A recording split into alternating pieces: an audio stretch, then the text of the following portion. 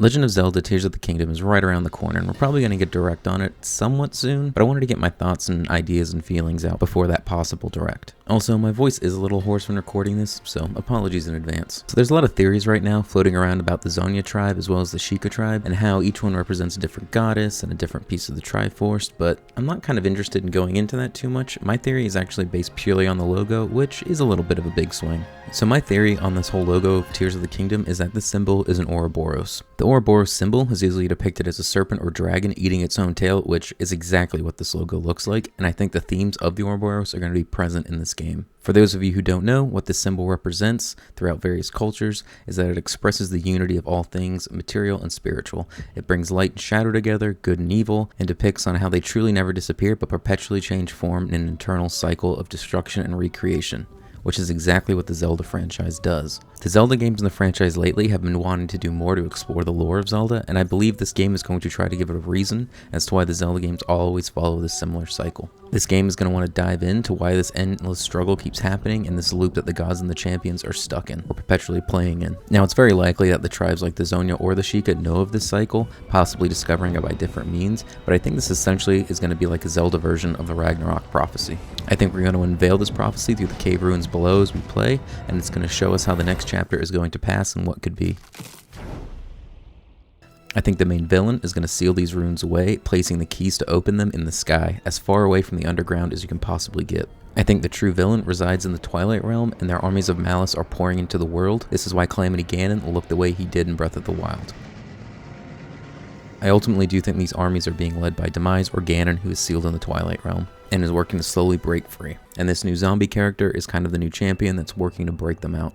Similar to how Girahim was trying to get Demise out in the previous game Skyward Sword.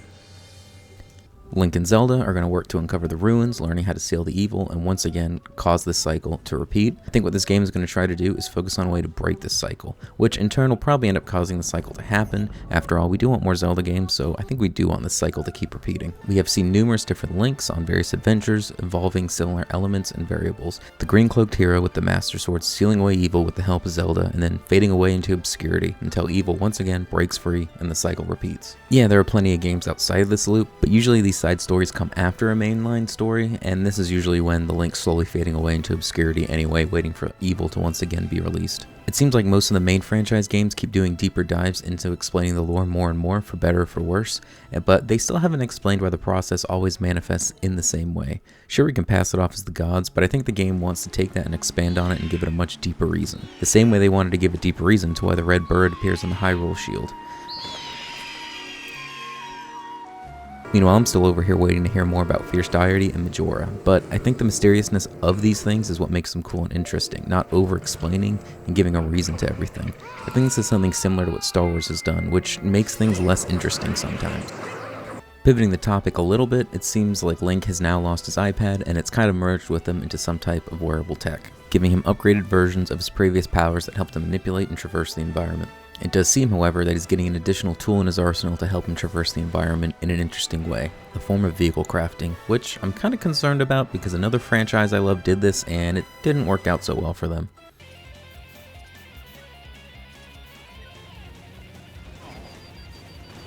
Which is kind of where some of my concerns are starting to stem from for this game. A lot of my concerns actually come from Breath of the Wild itself. While I think the good in Breath of the Wild did drastically outweigh the bad, in my opinion it does give Tears a really good foundation to go off of, but I do feel like some things need adjusting, and that means get your pitchforks out, because as amazing as Breath of the Wild is, it's not without its faults.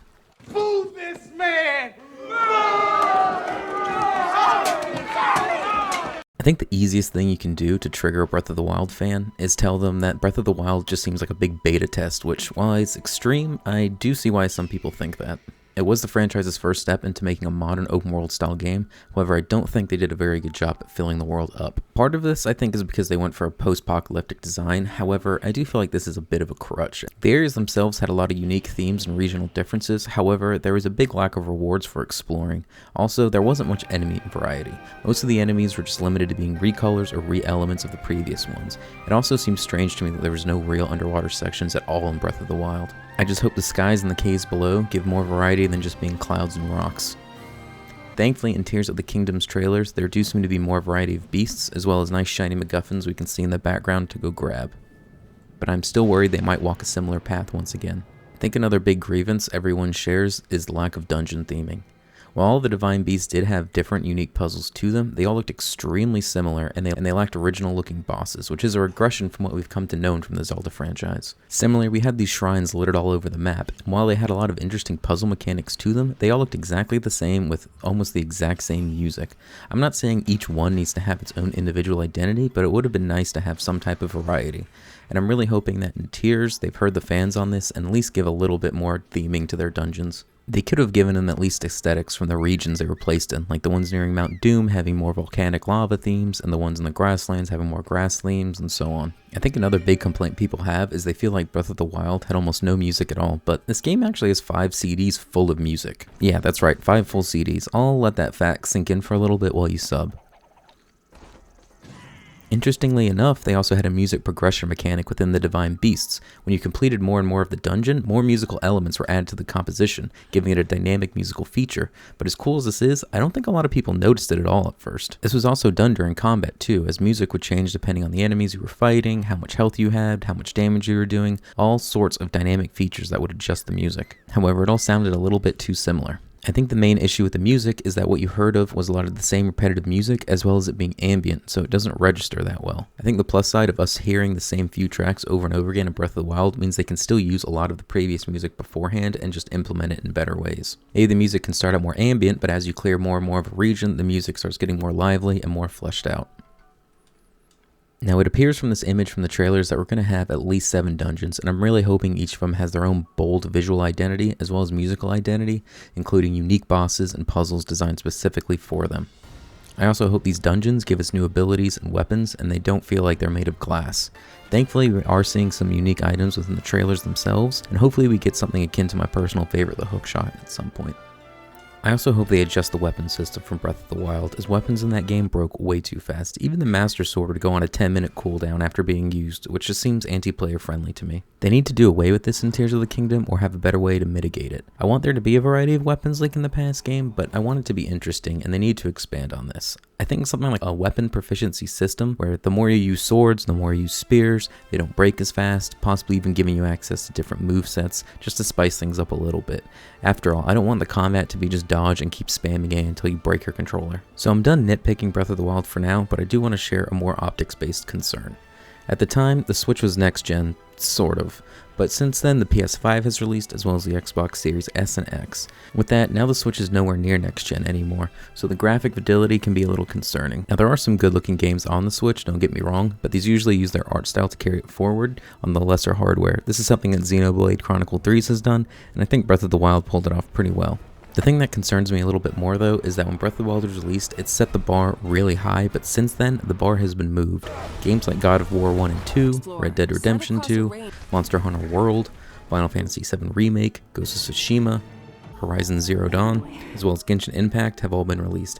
And while these aren't all Zelda-like, they have set the bar higher in gameplay and storytelling. Most of these even mentioning they got influence from Breath of the Wild. But there is one game that I think raised the bar even higher than those, and this is the game that Tears of the Kingdom is going to be heavily compared to when it's released, and that game is Elden Ring. Now Elden Ring is a very different game than Zelda. I mean, at its core it is a Souls-like, but similar to how Breath of the Wild was the first true open world Zelda game, Elden Ring was the first true open world game for Dark Souls. And while this was their first outing into an open world design, quite frankly, I feel they did some things much better. Now, Breath of the Wild's map was much more interactable and you could manipulate it more. Elden Ring's map felt much more dense. In Elden Ring's map, you could randomly take a left turn and be lost on some random adventure for hours. Sure, Breath of the Wild had exploring, but the rewards always felt weak. Sure, you might find a cool new weapon, but guess what? If you use it more than 20 minutes, it's gonna break. The most interesting rewards you got in Breath of the Wild for exploring were mostly the gear sets, as well as crafting items and materials and rupees, but after a while, those things almost kind of seemed pointless. Yeah, you would get Korok seeds, but you literally get poop if you collect them all. When you explored in Elden Ring, you could get a whole mix of things. You could find a new boss type, a quest, a new weapon, a unique armor set, a subscriber, or even find some mysterious area that felt rewarding. or even some new mysterious area. It actually felt super rewarding to explore in that game beyond, hey, isn't exploring fun, which is what Breath of the Wild did. And I don't think that's going to hold much weight in Tears of the Kingdom, even more so since this is taking place on the same map. After all, we've already explored this terrestrial map before, so we need to have more incentivization to go back and explore it again. Hopefully finding vehicle pieces will be something that does that, but I don't just want treasure chests littered around with vehicle parts and rupees. I want some interesting enemies as well. As previously mentioned, most of the monsters in Breath of the Wild are recolors or re-elements. Thankfully from the trailers we've seen some new enemies, but I want to see more from the armies of Malice than just bokoblins and lizards. I mean, where are our Darknuts, our Redeads, or even those Wolfos from Ocarina of Time? I mean, I don't need a whole Pokedex full of things, but come on, from the trailers we have seen, I hope this is just the tip of the iceberg for new enemies and there's a lot more coming. I want to hear rumors in towns of unique beasts wandering the lands, and we have to track them down and find clues, something like The Witcher, just to give us something more to explore in the map and look forward to. I just hope that Tears of the Kingdom adds to Breath of the Wild in a meaningful way, and hopefully they fix some of the issues the fans had with the original game, and they take some lessons from those newer games that copied Breath of the Wild and made something new. Although I do feel doubtful that Nintendo would do something like that. Let me know in the comments below if you think this game's going to live up to the expectations it has placed on it. I am just worried that Breath of the Wild raised the bar so high for so many people that they're expecting Tears to do the exact same thing, and it's putting a lot of pressure on that game to be that much better. And while I would love if this game did raise the bar higher once again, I'm really worried people are going to burn themselves out with their own expectations.